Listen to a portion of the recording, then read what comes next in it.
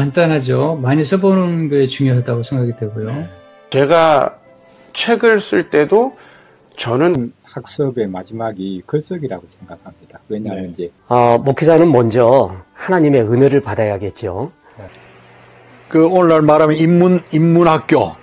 나 혼자만 알고 내 주변 사람만 조금 얘기하고 끝낸다는 것은 저는 이제 모든 학습의 마지막이 글쓰기라고 생각합니다. 왜냐하면 이제 글 써서 그게 이제 정연하게 논리적으로 정리가 돼야 그 다음에 하는 말이 설득력이 있거든요. 물론 이제 글쓰기하고 말하기는 조금 성격이 다르다고 생각하지만 결국 공부한 것을 글쓰기로 정리하지 않고서는 그 삶이 그리고 또 말하면서 살아가는 삶 자체가 제대로 될 수 없다고 생각합니다. 그래서 끊임없이 읽고 마지막에는 그걸 이제 글로 써서 자기 생각을 정리하고 그 다음에 최종적으로 이제 말로 표현하는 것이기 때문에 오히려 말하기보다 더 중요한 것이 결국 글쓰기가 그렇게 이제 생각합니다. 특별히 목사에게서는 늘 설교문을 작성하는 게 숙제인데 그것을 위해서라도 끊임없이 읽고 쓰는 훈련, 연습 이것은 목사에게 또 더더욱 무엇보다 중요하다.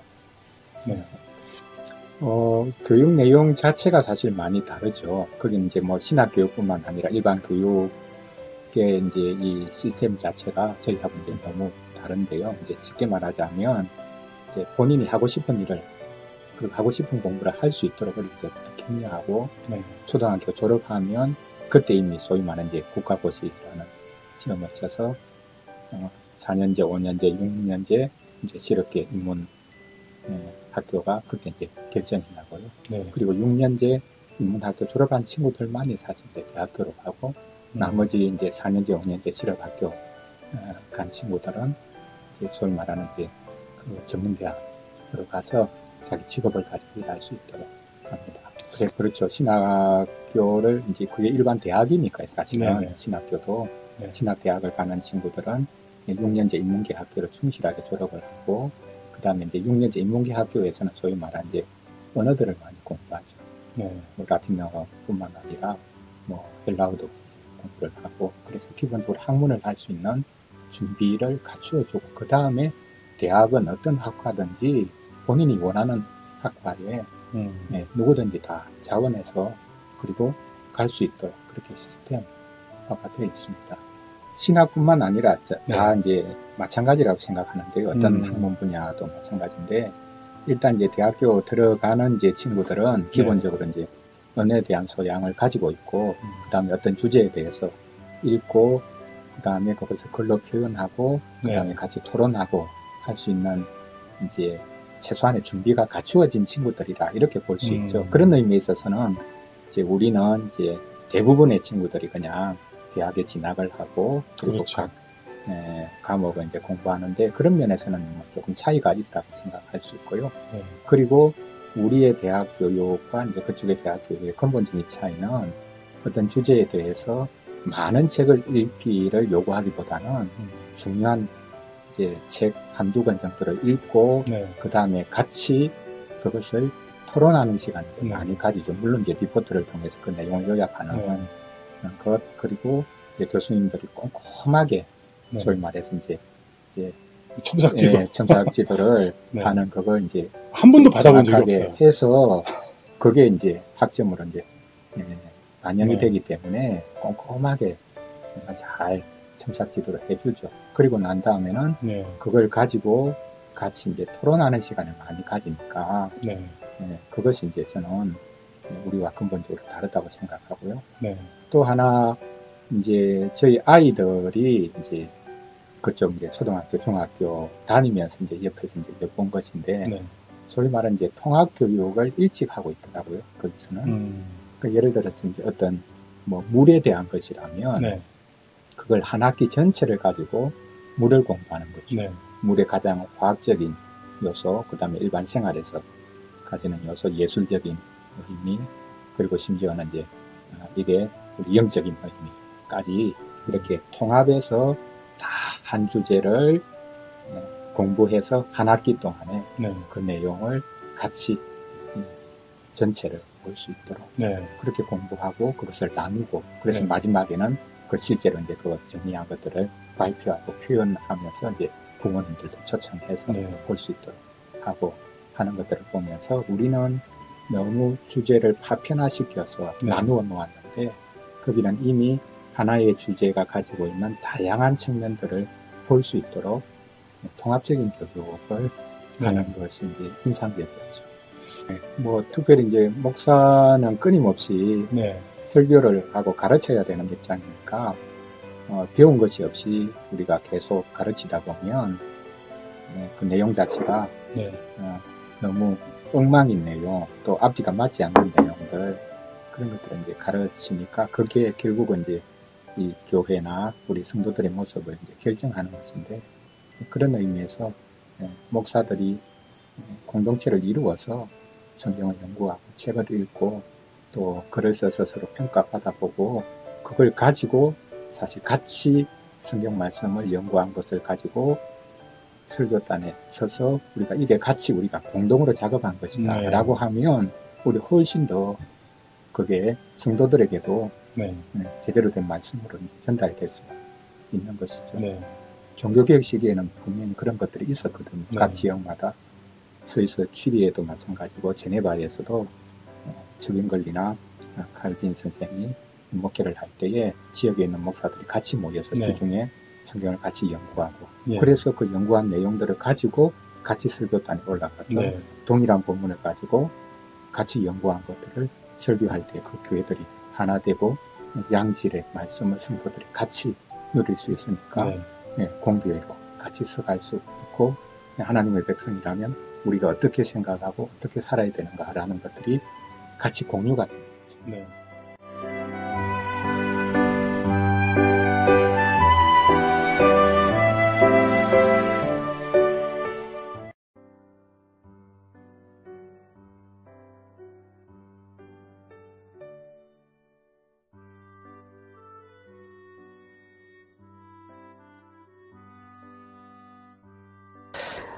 목회자는 먼저 하나님의 은혜를 받아야겠죠. 네. 그래서 성경을 읽고 기도를 합니다.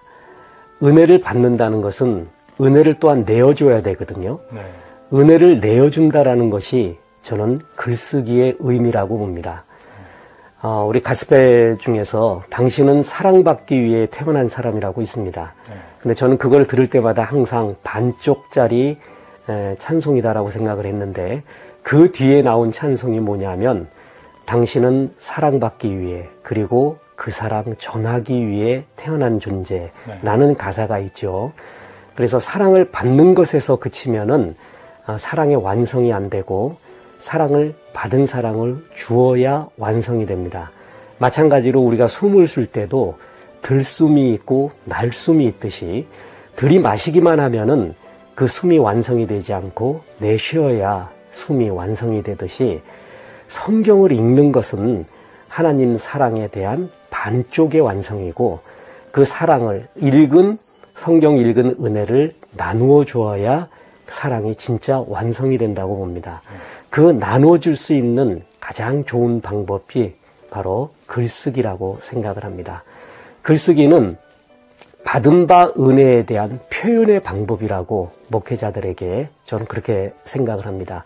마치 설교도 하나의 글쓰기인데 복음을 전하는 것도 글쓰기인데 글쓰기는 문서화로 쓴다라는 의미와 설교는 말로 한다라는 차이가 있겠죠. 그러나 그것은 차이가 거의 없는 거의 동일한 것이라고 봅니다. 그래서 설교와 글쓰기는 사실 같은 의미인데 글쓰기를 하면 더 설교를 잘할 수 있는 것은 더 정제된 말을 쓸 수가 있습니다. 더 정리된 말을 쓸 수가 있고 더 요약된 말을 쓸 수 있고 더 절제된 말을 쓸 수가 있습니다. 그래서 글쓰기와 사실 설교와 복음 전도는 동일한 것인데 글쓰기를 통해 더 절제되고 더 요약되고 더 정확한 말을 할 수 있기 때문에 글쓰기가 목회자들에게는 거의 필수적인 중요한 요소가 아닌가 그렇게 생각을 합니다. 제 생각에는 어떤 거든 타고난 것이 있고 후천적인 것이 있죠. 선천적인 것, 후천적인 것. 근데 목회자의 어떤 말의 실력, 내지는 설교의 실력 또한 표현의 능력은 제 생각에는 90%가 후천적이라고 생각을 합니다.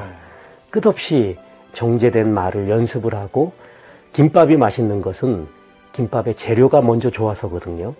좋은 단어, 표현하기에 공감을 일으킬 만한 좋은 단어, 아름다운 단어, 향기로운 단어를 자꾸 모으고 그 말을 자꾸 훈련을 하고 몇 번 이상 써보고 또한 설교에 적용시켜 볼 때 그 훈련이 쌓이고 쌓이면 정제되고 요약되고 더 향기로운 말을 할 수 있다고 생각을 합니다. 그래서 거의 제 생각에는 후천적 요인이 더 많다고 생각을 합니다. 일단 전 제일 중요한 것은 메모라고 생각을 합니다. 전에는 뭐 이렇게 상표 이야기를 해서 좀 뭐한데 그 포스트잇이라는 조그만 메모지에 볼펜을 들고 다니면서 느낀 점, 본 거, 특히 이런 간판 같은 것, 이런 또 광고 문구 나오는 것 중에 정말 향기로운 것들이 있습니다. 그걸 끝없이 메모를 했습니다. 그래서 그 메모한 것을 집에 와서 정리하는 것, 이 두 가지가 매일매일 반복되고 그리고 그것이 습관화될 때 글 쓰는 재미와 은혜가 시작이 된다고 생각합니다. 일상의 향기로운 반복, 그러니까 글쓰기는 내가 지금부터 시작해서 책상에 앉아서 쓰는 글도 있겠지만 일상의 평상시의 모습에서 이런 향기로운 걸 지나가면서 느꼈던 그런 스쳐가는 감정, 그리고 멋있게 보았던 단어, 그것들을 모으면서부터 글쓰기가 시작되고 글은 그 단어들을 연결할 때 글쓰기의 문장이 된다고 봅니다. 점이 모아질 때 선이 되고 선이 모아질 때 면이 되고 면이 모아질 때 입체가 되는데 그 시작은 점이죠. 점은 스쳐가는 아름다운 생각의 한 단어, 보았던 단어 하나부터 시작을 합니다.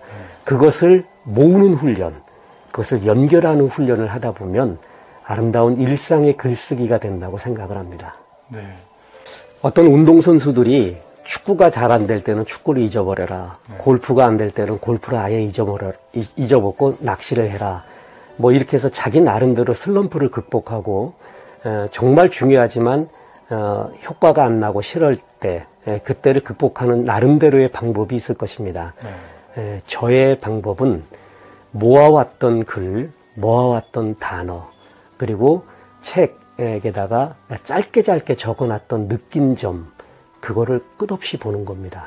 그걸 계속 보다 보면 우리가 기도를 할 때도 기도가 보통 처음 시작할 때보다 한 20분, 30분 지나면 하나님의 마음에 맞는 기도를 하기 시작을 하죠. 깊어지듯이 그 단어들, 문장들을 계속 살펴보다 보면 한 3, 40분 정도 지나면은 다시 그 세계로 들어가는 것을 느낍니다. 그래서 제일 중요한 것은 평상시에 좋은 단어, 예쁜 말, 향기로운 문장, 표현법, 그리고 자기가 느꼈던 그 감정의 흐름, 그런 것을 메모해 놓는 것, 그것이 제일 중요하고 저는 그것을 항상 봄으로써 다시 이렇게 시심히 읽거나 글 쓰고 싶은 마음이 일거나 그 단어들이 감동이 와요. 세상에 이런 단어도 있구나, 이렇게 표현할 수도 있구나, 그 기쁨이 다시 솟아나면은 그때 다시 글 쓰고 싶은 마음, 그리고 막 추진력이 생기는 것 같습니다. 인문학은 예를 들어서 전문 인문학자들에게 물어보면 인문학이 무엇이냐라고 하면 100사람한테 물어보면 100가지 대답이 있을 것입니다. 어떤 분야도 다 마찬가지죠. 그런데 제가 생각하기에 또 여러 견해들을 종합한 결과 인문학은 땅의 이야기, 인간들의 이야기, 인문이라는 말 자체가 인간의 문이라는 말인데 인간들의 사는 이야기, 고통의 이야기, 환희의 이야기, 한마디로 땅의 이야기, 인간의 이야기가 인문학입니다. 신앙은, 목회는 하늘의 이야기를 땅의 사람들한테 전하는 것인데 특히 전도는 하나님의 구원의 도리를 땅의 사람들한테 전하는 것이죠. 그래서 땅을 잘 알아야 복음 전도를 할 수가 있고 땅의 고통과 땅의 눈물과 갈급함을 알아야 어떤 말씀을 전해야 되는가를 잘 알 수가 있을 것입니다. 땅을 알지 못하고 하늘의 이야기만 한다면은 그것은 저 뜬구름 잡는 이야기가 될 것이고 아무 의미나 감동이 없을 것입니다. 그래서 특히 목회자들은 땅을 잘 알아야 이 땅에 가장 적절한 하나님의 말씀을 선포할 수 있고 위로와 치료를 할 수 있다고 봅니다. 그래서 땅의 이야기인 인문학을 우리 목회자들이 많이 알아야 되는 이유, 가장 큰 이유가 여기에 있다고 생각합니다.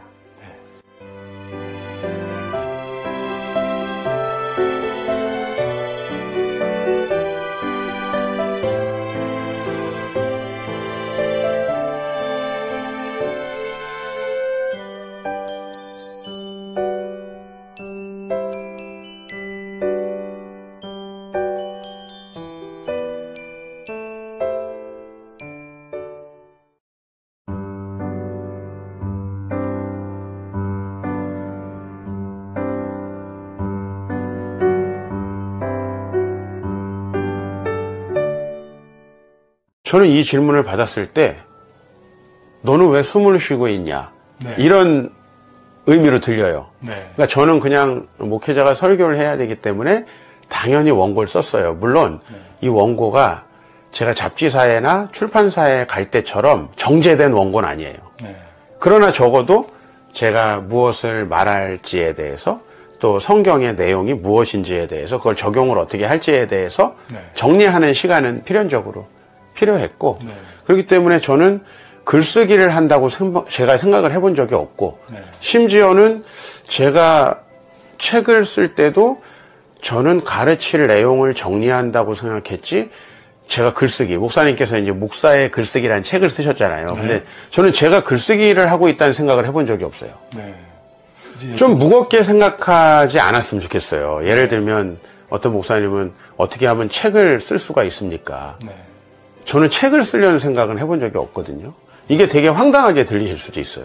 근데 제가 처음에 출판도 아주 우연하게 됐고 그렇죠. 그것도 그냥 후배 신학생들에게 내용을 정리해서 주겠다라고 하는 관점으로 시작이 됐죠. 왜냐하면 다른 사람이 이 내용이 뭔지를 알아보려면은 네. 최소한의 정리는 돼야 되잖아요. 그렇죠. 그거를 제가 했던 거고 그래서 목사님들이 자꾸 책을 쓰고 글을 쓰려고 하고 글은 완벽하게 정제돼야 된다고 생각을 해요. 네. 근데 제가 약간 쌀을 씻는 거에 한번 비유를 해볼게요. 그럼 우리가 쌀을 처음에 물을 딱 넣고 막 씻으면 그 물을 어떻게 해요? 버리죠. 버려야죠. 네. 저는 우리가 적어도 정제된 글을 쓰기 위해서는 5년 정도의 우리의 글쓰기는 그 쌀을 씻은 처음 물 정도일 거예요. 네. 그걸로 밥을 지을 수는 없어요. 그거는 버려져야 되는 것 같아요. 그러니까 훈련되어지는 과정이라는 거죠. 그렇죠. 그 대신에 내가 무엇을 좀 더 청중에게 정확하게 전달하고 또 내가 어떻게 쉽게 전달하고 어떻게 저 사람들도 공감할 수 있게 전달하느냐라는 그런 정리들은 목회를 위해서 필요하다는 거죠. 네. 그리고 강의를 위해서 필요하고 적어도 그 작업을 성실히 하다 보면은 누군가는 그 원고가 필요한 네. 시점이 올 건데 저는 그냥 우리가 목회를 위해서 반드시 해야 되는데 아마 목사님들께서 그렇게 잘 못하시는 것 같아요. 네. 그리고 그거를 너무 어렵게 생각하고 맞아요. 그냥 근데 저는 하다 보면 분명히 늘게 돼 있고 네. 나중에 두 번째, 세 번째 쌀을 씻으면 이 물이 깨끗하잖아요. 그렇죠. 네, 그런 좀 정제된 물. 네, 재미없는 내용의 책. 예를 들면 정리를 했어요. 그러면은 저는 챕터마다 앞에다가 글을 하나씩 더 써요. 네. 그러니까 여기 글은 끝났어요. 네. 근데 앞에다가 그 내용을 막바로 읽었을 때 사람들은 재미가 없기 때문에 일단 마중물 같은 글을 하나 네. 씁니다. 뭐 제가 가장 최근에 냈던 책도 매 챕터에 제일 앞에 쓴 아주 가벼운 글은 제일 마지막에 쓴 거예요. 꼭지마다 왜냐하면 새로운 주제나 새로운 챕터가 들어갈 때는 또 가볍게 거기에 흥미를 느낄 수 있도록. 네. 이건 이제 설교도 마찬가지인데 내가 무엇을 전달하기 위해서 예를 들면 우리가 막바로 결혼합시다. 이건 아니잖아요. 그렇죠. 그 앞에 여러 단계가 필요하듯이 글도 부담 없이 무슨 내용이야? 흥미롭네. 네. 그리고 그 뒤에는 뭐가 이어질까? 라고 하는 방식의 앞에 무엇인가 마중물이 필요하다. 네. 그래서 그것을 저는 제일 마지막에 쓰고 또 중요하게 생각하는 편입니다. 네. 너무 많은 분들이 동일한 대답을 하실 것 같은데 네. 당연히 목회자는 설교자이기 때문에 네. 이제 결국은 설교 네. 그리고 복음을 전하는 거잖아요. 그래서 이제 그 설교를 하기 위해서 필요한 것이 결국은 또 글쓰기일 수밖에 없고 그다음에 이제 설교를 할 때 그러면 뭐가 제일 중요한가? 설교가 가장 중요한데 설교에서도 뭐가 가장 중요한가 하면 저분들이 내 청중들이 이 설교를 들었을 때 공감하고 또 잘 들리는가가 전 제일 중요하다고 생각해요. 그래서 누구나 아마 바른 복음을 대부분 목사님들이 전하실 텐데 복음은 바르게 전해서만은 안 되고 그 사회의 공동체에 맞게 이제 잘 전달되어야 한다. 어떻게 하면은 잘 전달될까라는 건 이제 글쓰기에 이를테면 표현이 있잖아요. 수사. 그리고 이제 글쓰기에 플롯 같은 게 있잖아요. 네. 뭘 먼저 말하고 뭘 나중에 말할지. 제가 아까 말했듯이 글을 쓸 때도 제일 앞에 그것과 연관되는 것 같지만 별로 연관되지 않을 수도 있는 약간 재밌고 유쾌한 내지는 좀 흥미로운 글을 앞에다가 이렇게 쓰는 것처럼 네. 설교에도 결국은 들리기 위해서는 관심을 갖게 하기 위해서는 그 좋은 마중물을 또 앞에 서론적으로 던지는 거 그게 가장 중요하지 않나 그런 생각을 해봅니다. 책을 뭐 교재류를 빼도 이제 단행본으로는 한 11권 정도 이렇게 내게 됐고요. 그냥 그런 거예요. 저는 이제 도시에서 교회를 개척했으니까 좀 후배 목사님들께 도시에서 교회를 개척하려면 건강한 교회를 개척하려면 이렇게 하면 좋겠다라는 걸 정리했고요. 그다음에 또 뭐 어느 잡지사에서 뭐 목사님 하나님 나라 관점으로 설교를 어떻게 하면 좋은지 좀 기고해 주십시오. 다 기고한 다음에 이제 원고 있으니까 또 출판을 하게 됐고 뭐 이런 식으로 해서 좀 하다 보니까 저는 정말 글쓰기를 싫어합니다. 우리 유튜브 보시는 시청자분들이 봤을 때 저의 구강 구조를 봤을 때 저는 말로 모든 걸 해결하는 사람인데 그 말로 해결할 거를 글로 쓰느라 성격이 바뀐 것 같아요. 참고 원고를 다듬어야 되잖아요. 2009년에 제가 처음으로 다니엘서 내용을 정리한 멋진 믿음, 멋진 인생이라는 멋진 믿음, 멋진 인생 이런 제목으로 책을 내게 됐는데요. 책을 내게 된 것은 제가 그 당시에 어느 학교에서 신학생들 강의를 하고 있었어요. 근데 이제 그분들이 앞으로 저희가 나중에 설교도 하고 또 사역도 해야 되는데 목사님께서 성경을 가지고 좀 정리해 놓으신 내용이 있다면은 좀 저희에게 이렇게 정리해서 주셨으면 좋겠다. 강의안 말고. 그래서 제가 방학 때 그럼 내가 하나를 정리해서 드리겠다. 이렇게 이야기를 했어요. 그리고 이제 방학이 돼가지고 글을 열심히 정리하고 있는데 제가 학교에서 잘렸어요. 총장이 바뀌면서 저 이제 시간 강사로 하고 있었는데 그래서 이제 웃기는 표현으로 잘렸다는 거죠. 그래서 이제 제가 강의 의뢰 받았던 게 철회되면서 그분들을 안 만나게 된 거예요. 그래서 이제 이거 난 열심히 정리해서 방학 끝나면 주려고 그랬는데 할 필요가 없네. 근데 제가 약간 뭘 하기를 결심하면 해야 돼요. 그래서 그냥 그분들이 아니더라도 일단 정리하자. 그걸 다 정리해서 400권을 저희 교회 근처에 있는 인쇄소에서 제본하기로 하고 다 정리해서 교정까지 봐가지고 이제 내일이 원고를 넘기는 날이었어요. 근데 그 전날 이제 운명적으로 제 친구가 저희 교회에 놀러 왔다가 갑자기 어딜 가야 된다는 거예요. 근데 저한테 얘기가 이게 너무 재밌다. 더 하자. 그래서 제가 거기를 따라갔어요. 그래서 자기 잠깐 만나면은 다시 나랑 시간을 가질 수 있대. 옆에 잠깐만 있으래요. 사람을 만날 거니까. 근데 만나다가 갑자기 집에서 전화를 받더니 급한 일이 있다고 가버렸어요. 내 친구가. 그래가지고 그 앞에 있는 분이 누구였냐면 출판사 사장님이었어요. 그러니까 이렇게 출판을 하려고 제 친구가 책을 내려고 하다가 가버리고 제가 그분하고 남게 돼서 밥을 먹게 됐습니다. 그분이 저랑 한 3시간 진솔한 얘기를 쭉 했는데 자기가 작가를 찾고 있는데 목사님 혹시 뭐 원고 좀 정리해 놓은 게 없느냐.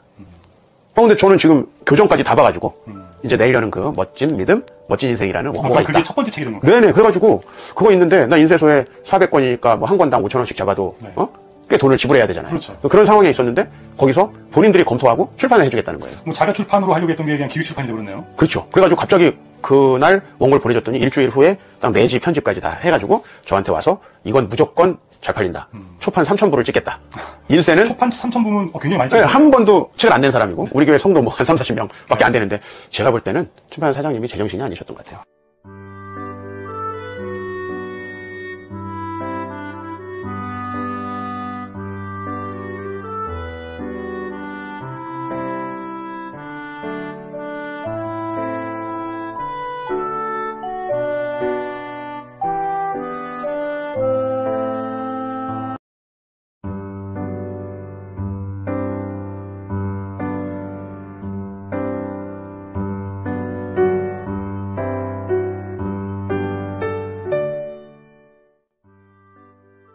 생명의 삶이라는 책은 잡지인데요. 한 달에 한 번 출간을 합니다.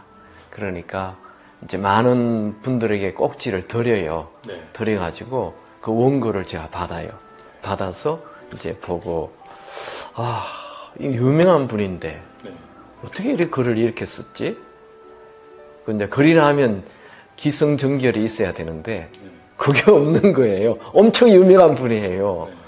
그래서 이 너무 유명세에 비해서 너무 안타깝다. 그럴 경우에는 그분에게 전화를 해요. 그래서 이러이러해서 참 원고를 실기가 참 어렵습니다. 근데 이제 데드라인이 있거든요. 우리는요. 딴 분 못 바꿔요. 그래서 이름을 그냥 하시고 제가 조금 수정해서 드리겠습니다. 보시고 오케이 하면 그냥 낼게요. 이렇게 하면 그분들은 뭐 오히려 되게 감사해요. 그래서 제가 이제 어떤 때는 3분의 1 수정할 수도 있고 어떤 때는 3분의 2도 수정하고요. 네. 어떻게 보면 편집장이 다 쓰는 거예요. 이 꼭지마다 다 그래요. 대부분 꼭지들이. 어떤 퍼펙하게 야 이거 손댈 게 하나도 없다. 이런 분들은 잘 없어요. 그래서 이 어떤 분들은 너무 어렵겠어요. 읽어도 무슨 말인지 모르겠어요. 엄청 유명한 분인데 어려워요. 또 어떤 분들은 너무 유치해요. 또 어떤 분들은 다 아는 예화가 나와 있어요. 네. 누구나 다 아는 예화. 그럼 이 책이 죽거든요. 네. 그래서 사실 글쓰기라는 것은 이게 대화거든요. 그렇죠. 네, 대화가 재밌어야 되잖아요. 네. 또 전달이 돼야 되고. 네. 그래서 사람들은 만나서 얘기하면 잘하는데 이게 자기는 글로는 표현을 못 하겠대요. 저는 아닌데 하면 되는데 네. 그리고 이분들이 훈련이 너무 안 되셨구나. 얘기는 해보면 참 잘하시는데 그걸 못 쓴다고요. 그래서 이 사람은 저도 뭐 글을 잘 쓰는 건 아닌데 자꾸 하다 보니까 이제 느는 거죠. 그래서 글쓰기는 누구든지 하면 된다. 그리고 서서 읽어보시고 또 자기도 스스로 읽고 기성정결이 맞나 보셔야 되는데 그것도 안 하시는 것 같고 그것도 하시면 좋겠고 그래서 편집장도 사실 별거 아니죠. 자꾸 보다 보니까 이건 말이 안 되는데 논리가 안 되는데 이분이 뭘 얘기하지? 왜 이렇게 앞뒤로 왔다 갔다 했지? 그런 걸 느끼면서 점점 이제 글쓰기는 대화하듯이 하고자 하는 얘기를 분명하게 전달하기만 하면 된다. 이건 누구든지 할 수 있다. 안 되는 것은 훈련이 안 됐을 뿐이다. 네.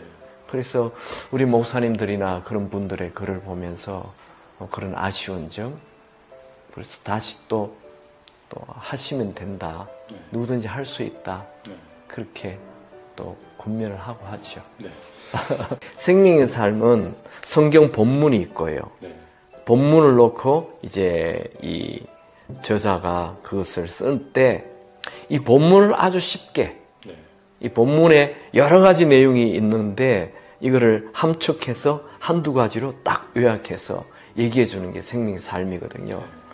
그래서 이 한 장이 굉장히 길 수도 있지 않습니까? 또 스토리가 여러 개 나올 수도 있고 또 어려운 것도 있고 어쨌든 독자가 이 본문을 읽었을 때는 느끼지 못했던 것을 이 생명의 삶에서는 읽으면 이런 메시지네 하고 느끼게 해주고 또 생명의 삶에 큐티책이 많은데 생명의 삶의 또 큰 장점은 그 메시지와 옆에 예화를 하나 둡니다.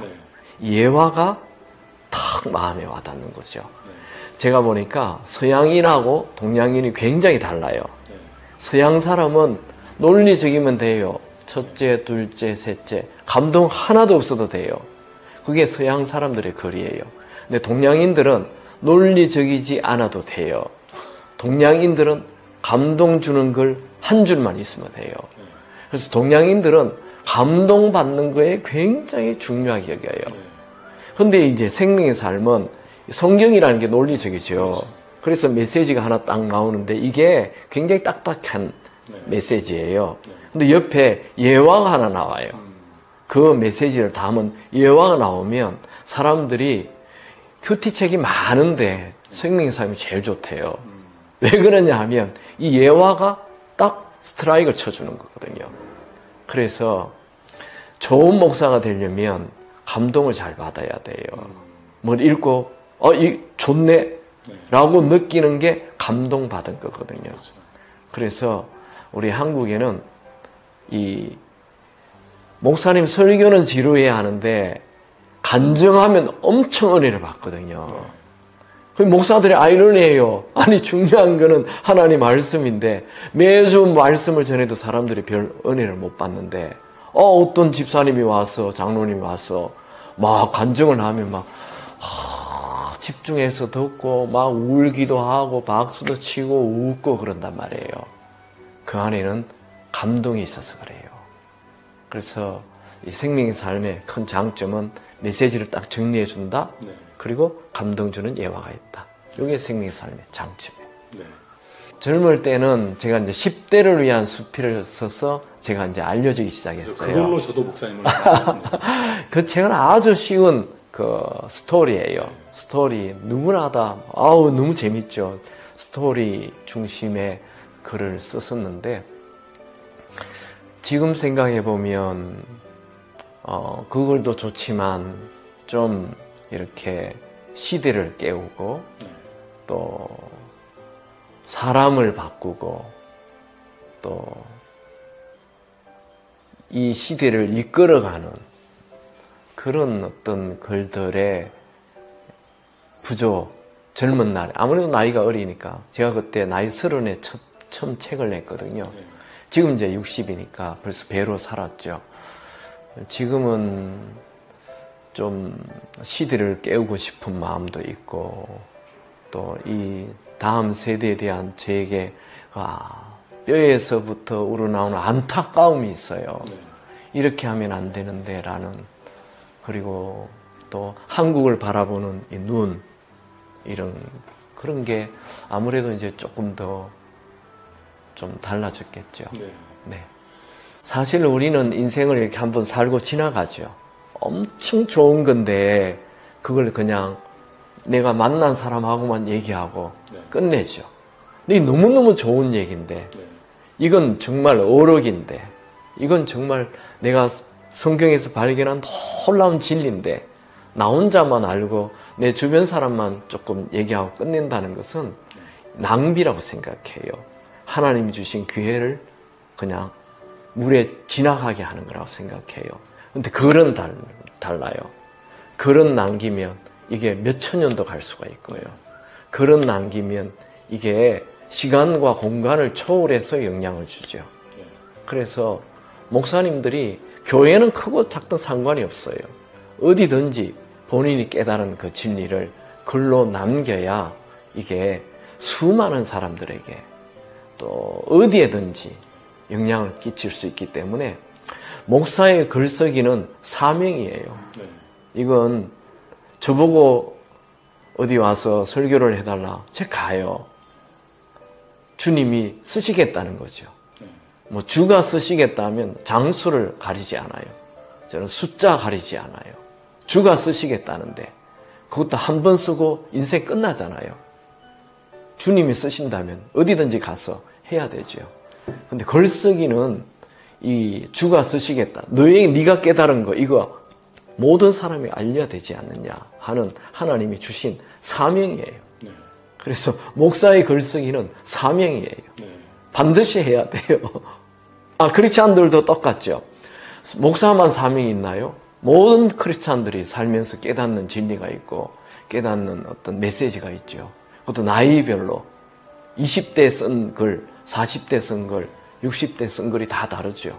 그것을 나이를 밝히고 이 쓴 글이 언제 썼는지 그걸 밝히고 뭐 괴테만 유명합니까? 김소월만 유명합니까? 그게 남겨지니까 유명한 거죠. 우리 모든 크리스찬들이 자기 삶의 영역에서 깨달은 것을 글로 남기면 이게 다 보석이죠. 그래서 모든 또 훈련이에요. 더 나은 훈련을 위해서 점점 더 글을 쓰셔야 되고요. 모든 크리스찬들도 다 사명입니다. 하셔야 됩니다.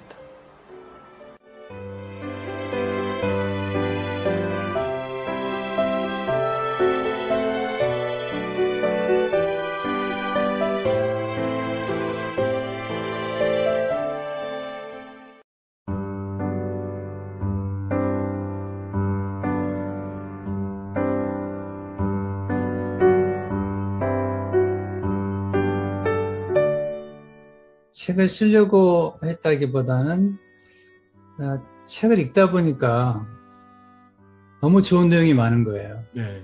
그러니까 책을 읽다 보니까 내가 몰랐던 것을 알게 됐고, 그리고 내가 혼자 알고 있기에는 너무나 좋은 내용들이 많이 있는 거예요. 네. 그래서 그걸 좀 전달해 드려야 되겠다. 네. 그러니까 제가 책을 읽으면서 제가 새롭게 발견한 것들과 깨달은 내용들을 전달해야 되겠다라고 해서 처음에는 이제 책을 쓴다기보다도 유통하는 차원에서 네. 내가 배운 것들을 나눠드리는 유통하는 차원에서 이제 사실 책을 쓰기 시작했죠. 왜냐하면 저는 이제 목회자이기 때문에 성도들에게 가장 좋은 걸 줘야 되겠다. 그렇죠. 라고 할 때 책을 읽는 중에 발견한 좋은 것들을 다른 분에게 전수해야 된다.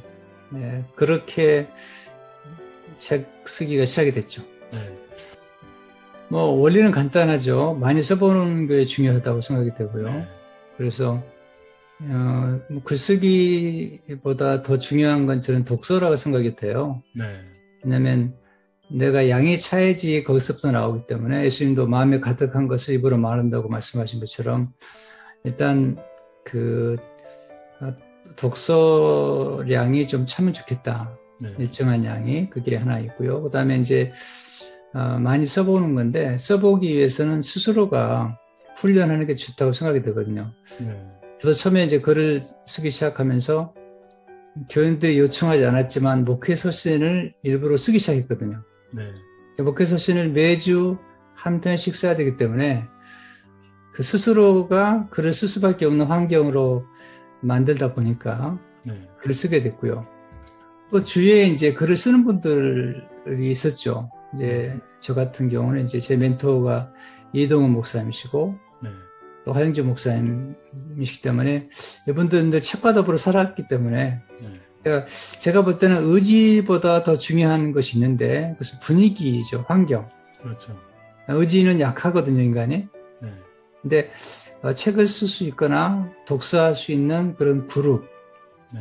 또 그런 모임에 함께 참여할 때 그 그룹 안에 있는 분들이 다 같이 네. 책을 쓰거나 글을 쓰는 것을 봤습니다. 그러니까 보면 제 주위에는 거의 이제 책을 읽고 쓰고 출판하는 분들을 가까이 있기 때문에 네.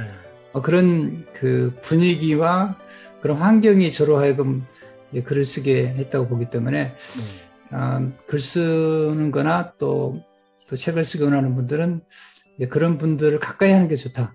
네. 그런 이제 스몰 그룹들이 있을 때 그 스몰 그룹 안에서 글 쓰는 환경, 꾸준히 독서하는 환경이 이루어질 때 거기서 이제 놀라운 변화가 일어나는 것처럼 벤자민 프랭클린 같은 경우도 준토라는 그룹이 있었지 않습니까? 네.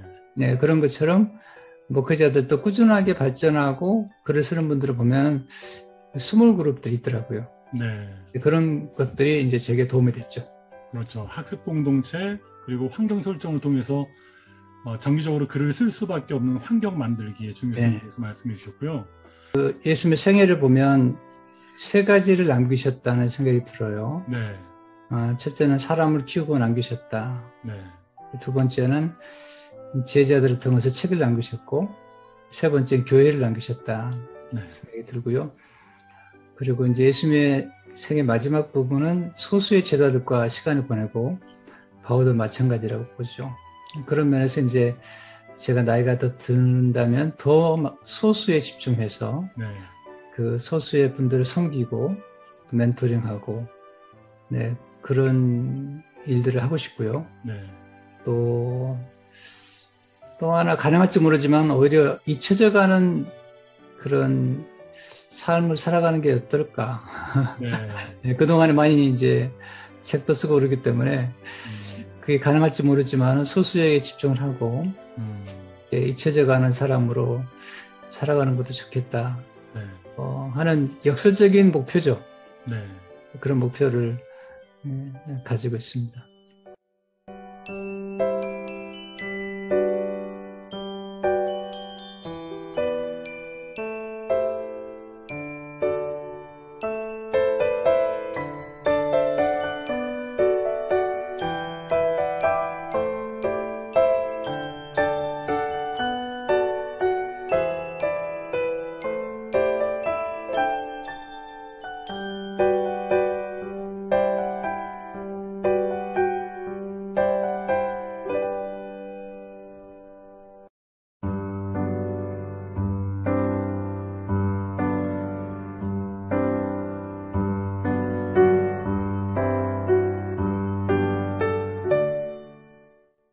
히랍 철학자들이 그 오늘날 말하면 인문학교, 그렇죠. 인문교육을 위해서, 소위 말 철학 인문교육을 위해서 만든 과목들이야. 그래서 그렇죠. 우리말에는 이제 사막사과라 그렇게 표현하거든요. 근데 그게 이제 원래 히랍 전통에서 중세 로마 교회로 오면서 학교 교육이 이제 보편화되면서 다 받아들인 거라고. 네. 그 제도를. 이 세 가지가 사실은 철학하는 사람들의 기본이거든. 그렇죠. 그 철학이라는 게 뭐냐면 자 결국은 생각하는 능력을 기르는 거예요. 그렇죠. 그래서 의미가 뭔지, 본질이 뭔지, 이 과정들이 어떻게 진행이 되어 왔는지를 가장 논리적으로, 네. 합리적으로, 설득력 있게 말할 수 있는, 네. 관찰하고, 표현하고, 또 글쓰기. 이게 다 연관되는 거지, 뭐. 그렇죠. 코메니우스가 기본적으로는 그 히랍 전통의 그 철학 입문, 그걸 이제 프라이의 퀸스테라 그래요. 네. 그 우리말로 번역하면 자유재능들이야. 자유재능. 네. 자유롭게 재능을 발휘하는. 네. 그걸 뜻한다. 그걸 이제 그 리버럴 아트라고 네. 대학을 졸업할 때 학위 주는 게 네. 인문대학의 학위가 리버럴 아트예요. 배첼러 오브 아트 해가지고 네. BA라고 부르는 이유가 거기에 있어요, 사실은. 네. 목사 공부해야 됩니다. 그러니까 MDB 과정에서 하다하게 공부했죠. 사실은 헬라 히브리어부터 시작해가지고 거기에 다 뒤어서 그런지 MDB 마치고 나면 공부를 안 해. 그리고 나는 이제 다 됐다고 생각하는 거야. 그거 가지고 평생 사용하는 거야. 나는 이게 결격 사유라고 생각해. 그래서 목사는 겸손하게 공부하는 대로 돌아가야 된다. 그러니까 기회가 있을 때마다 책을 읽고 세계가 어떻게 돌아가고 있는지 그렇죠. 시사성을 가진 그걸 반영한 책들을 읽어야 돼요. 읽어야 돼. 그걸 이제 나는 이제 인문주의적인 소견이라고 보거든. 인문주의적인 그 소양을 길러야 된다. 원래 이게 이제 그 서구에서 교육한 걸 다 들여다보면 목사는 원래 들어오기 전에 인문학교에 공부를 했어야 돼. 아까 이야기한 그 트리비움과 구바트리움, 그 사막사과라 그러는데 그걸 기초적으로 가르치는 그 과정을 거쳤어야 돼. 맞습니다. 그런데 이 과정을 안 거친 사람들이 신학교를 들어온 거야. 네. 그런데 그걸 이제 극복시키려고 종신에 쓴 방법이 뭐냐니까 철학 시험을 친 거야, 이전에. 근데 점점 가다가 그것도 힘들어 하니까 포기해버렸다고, 사실은. 이게 이제 결격사유야, 근본적으로. 그러니까 목사는 성경의 진리를 해석해내기 위해서,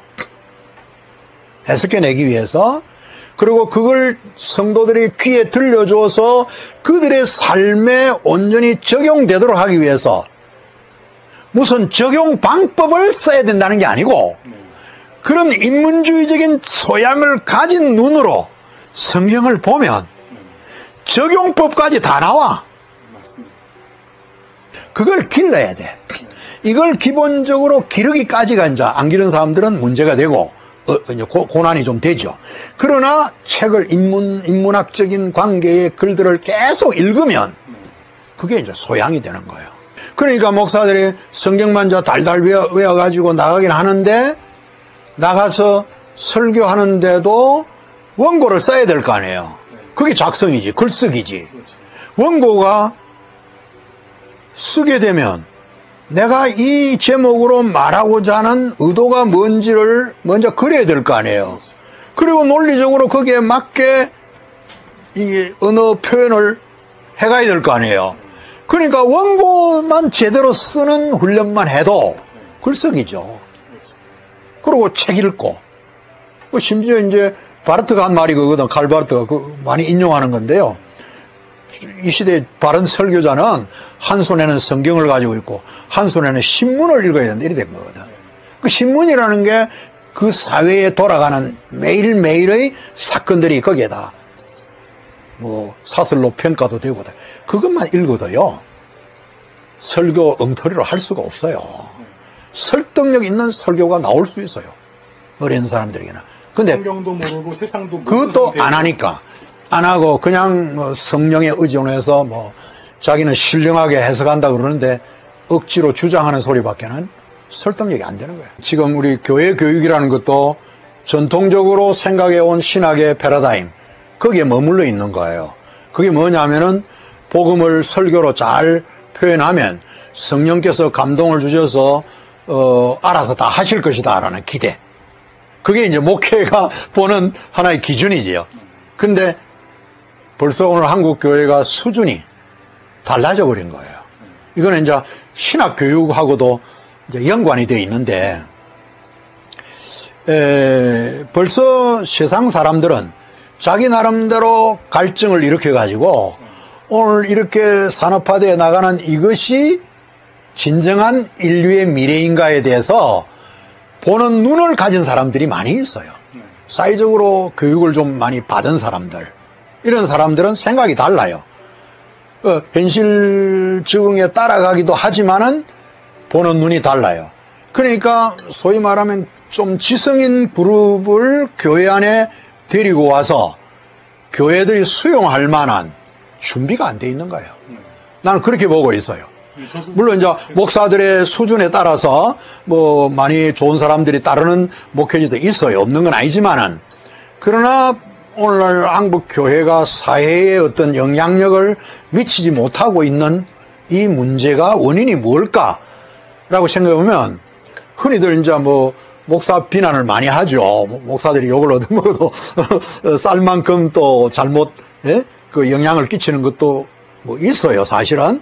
그러나 그게 전부이기보다는 오히려 더 대세는 우리 국민들의, 평신도들의 수준을 더 능가하여 리드해 줄 수 있는 메시지나 어떤 교육 방법들이 나와야 되는데 그게 안 나온다 이거예요. 그러니까 신학적으로는 전통적인 신학의 사로잡힌 게 뭐냐면, 우리가 예수 믿는 그 고백 받아내 가지고 세례 주고 교회 안에 잘 보호하면 죽어서 천국 간다라는 요 패러다임에만 딱 갇혀 있는 거예요.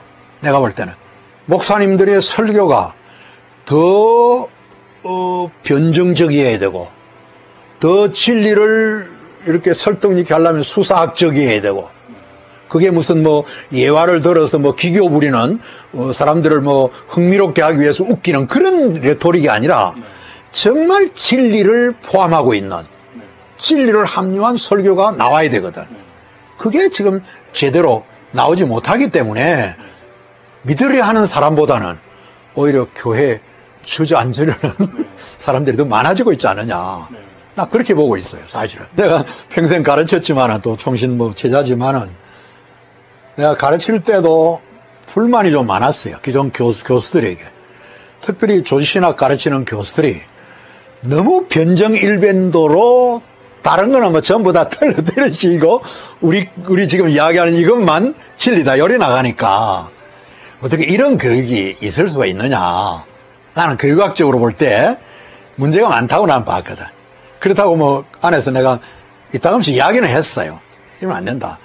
정확하게 진리를 규명하려면 그 진리를 우리가 반대라고 생각하는 그 내용들이 어떤 의미를 지니고 있고, 그것들이 어떤 면에서 우리가 밝히고자 하는 진리의 뭐랄까 반대적인 것인지를 정확하게 읽어서 목사 될 사람들은 그 양쪽을 다 비교하는 속에서 자유롭게 진리가 선택되도록 하는 이런 인식의 훈련, 이런 글쓰기 훈련, 이런 독서하는 훈련을 시켜서야 되는데 그걸 안 시킨 거예요.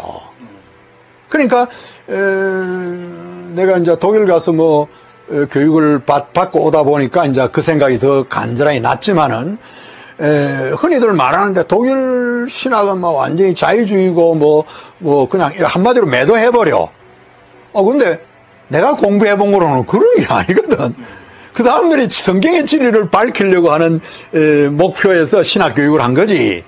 무슨 리버를 하려고 하는, 그거는 이쪽에서 생각하는 견해고, 실제로 거기서는 어떻게 하냐면 정반대의 글도 읽게 하고, 정 학생들이 못 읽으면 교수가 읽어봐가지고 학생들에게 썸머라이즈를 해주는 거예요, 강의에서.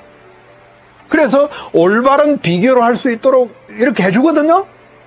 그게 큰 도움이라면 교수의 역할이 그런 거란 말이에요. 그렇죠. 그런데 우리 종신의 교육은 그냥 우리가 믿는 여기에 딱 고정을 시켜가지고 여기에 반대되거나 도움이 안 된다 싶으면 사전에 차단시켜서 독서를 못하게 하는 거지. 그거는 이제 그쪽으로 혹시 빠져들어가서 그 할까 하는 그 어떤 방어적 면이 있긴 하지만은 그런 그 수세적인 교육 방법이 오히려 목회자들의 질을 떨어뜨려 놓는 결과가 되지 않았냐. 나는 역부로 그렇게 보는 거거든. 그거 이제 목사님이 하셔야 돼. 지금 이 아이디어를 가지고. 내가 밀어줄게. 코메니우스가 생각한 거는 뭐냐니까 하나님의 창조 세계와 그 다음에 인간의 정신 활동을 통해서 나타나는 모든 문화 영역. 간단히 말하면 그래요. 그리고 하나님의 세계, 성경. 요 세 가지가 통전적으로 볼 수 있는 능력을 길러야 된다. 이게 코메니우스 마인드예요. 그렇죠. 전체를 볼 수 있는, 전체를 이해하고 지금 목사님 관심으로 보면 읽고 뭐 말하고 쓰고 하는 이 관계를 이제 관계가 전제되어 있는 거지. 그 대상은 세계도회 안에 있는 맞아요. 세계도회가 가장 가만히 세계도회를 내가 최근에 번역해가 출판했는데 여기 있네. 여기 이 책이야. 오늘 기념으로 하나 줘야 되겠다. 바로 이제 코메니우스가 그때 당시에 세 가지 영역의 내용을 여기다가 가져왔거든. 그래서 요 그림이 150컷이야. 직접 코메니우스가 그렸다는 거거든. 그리고 이제 인쇄할 때는 그걸 목판에다가 새겨가지고 목판 인쇄를 한 거지. 유아교육에서도 이 코메니우스는 당연하죠. 당연하죠. 당연히 빼놓으면 안 되죠. 그러니까 코메니우스가 그 당시에 너무 그런 오늘날 인간을 교육한다고 하는 기본적인 체계와 또 거기에 합당한 교육 이론과 학교 교육 이론 그리고 교재를 만드는 것 그리고 심지어 교수 방법에 이르기까지 총망라해서 다 달아놨거든. 교육 체계라는 말 속에 다 들어있고 그 다음에 모든 게 다 이제 코메니우스 다 만든 거예요. 그러니까 현대 교육학자들이 결국은 코메니우스를 뛰어넘을 수가 없는 거예요. 그래서 코메니우스를 현대 교육학의 아버지다. 지금도 이제 그렇게 부르고 있고. 그리고 이제 코메니우스가 실제로는 이제 자기가 그런 교육적인 걸 다 만들어 놓고도 뭐라고 이야기했냐니까 나는 이 교육에 관해서 많은 글을 내가 썼지만은 이거는 내가 교육자이기 때문에 쓴 게 아니고 나는 신학자이기 때문에 썼다. 이렇게 말하는 거예요. 그게 뭐냐 하니까 코메니우스의 목표는 하나님과 인간의 관계, 자연과의 관계에 있어서 하나님이 목적이야. 그래서 어떻게 하면 하나님의 뜻을 헤아리고 그 뜻에 맞게 인간이 행동하는 소위 말하는 사람이 되어야 될 거냐. 그거는 이제 우리가 일반적으로는 인간의 인간성 또는 인간의 성품 이것과 관련해서 말하지만은 코메니우스도 그걸 존중했어요. 그래서 저는 코메니우스의 관심이 뭐냐니까 신형상론에 있어요. 하나님의 형상으로 만들어졌다고 하는 거. 거기에 포인트가 놓여 있고 내가 이런 많은 교육적인 글을 썼지만은 나는 교육자로서 쓴 게 아니라 신학자로서 썼다. 이게 코메니우스의 교육은 신학적인 계시를 알려주기 위한 수단이에요. 코메니우스가 더 목표를 두고 있는 것은 뭐냐니까 실제는 신행상 회복이야. 물론 신행상 회복은 그리스도를 통해서만 이루어지는 거지. 하나님 은혜로. 그런데 그 은혜로 이루어지는 것과 신행상이 예수 믿고 고백했다고 금방 싹 바뀌어지는 건 아니거든. 시작에 불과한 거거든. 그렇기 때문에 성화의 과정이라 그럴까? 신학적으로는 평생 배워야 돼. 코메니우스는 그걸 배움의 과정으로 연결시킨 거거든. 코메니우스의 모두를 위한 평생교육은 인간이 출생에서부터 지니고 나온 선천적인 욕구의 다스림의 목표를 두게 했다. 이것은 역시 하나님의 형상으로 창조된 인간의 전인성 회복과 맞물린 것이다. 특이한 것은 코미니우스가 인간이 지닌 선천적인 욕구를 12가지로 본 것인데 그것들은 생존의 욕구, 건강의 욕구, 지식의 욕구, 지혜의 욕구, 자유의 욕구, 노동의 욕구, 소유의 욕구, 평화의 욕구, 명예의 욕구, 말에 대한 욕구, 그 다음에 도덕적인 욕구, 그리고 경건의 욕구. 요래가 12가지야. 그러니까 요걸 펼치면 목사님 십진법으로 만든 것과 내용이나 또 연결고리가 연결되는 거예요. 내가 볼 때는 분명히. 그래서 내가 목사들에게 뭘 이제 요구하고 싶으냐니까 코미니우스는 이것들을 억제하거나 탐욕적인 것으로 생각하지 않고 인간의 참된 품위와 삶의 행복과 관계된 것으로 여겼으며 선하게 발전하며 건강하게 충족되어야 될 가치를 지닌 전인성과 신형상 회복과 관계된 평생 교육적 과제로 생각하였다.